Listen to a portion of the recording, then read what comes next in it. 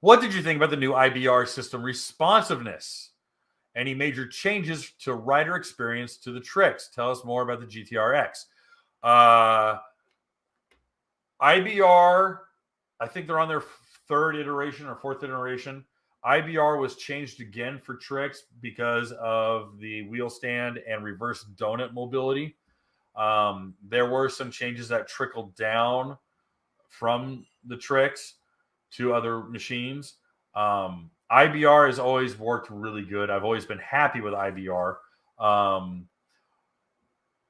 IBR, I think it was like the second iteration of IBR, where it came on so damn hard it would throw you over the front of the bars. They've paced it out, and they're on their fourth iteration now.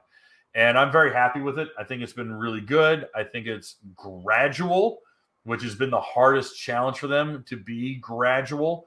But then again, I prefer ride over all three of the systems. Yamaha's ride, I believe, is the best, because I don't like it being a gear lever like IBR, because IBR is like, here's your throttle at all times. This is your throttle. Yamaha is like, dude, this is it. You know, this is reverse. So you can put your right hand on your head and sit there and go, Rrr! I like ride better. But the IBR has worked really well. There was nothing off-putting. There was nothing twitchy about it. And responsiveness was really good. Hey guys, thanks for hanging out. This clip was taken from our weekly podcast that we record here every Sunday night at 8 p.m. Eastern Standard Time. If you want to watch the whole video, you can go to the Watercraft Journal's YouTube channel, go to playlists, and then click on live sessions. You're going to see it there.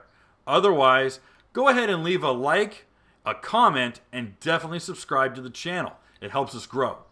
And again, thanks again for watching our videos, and we hope to see you soon.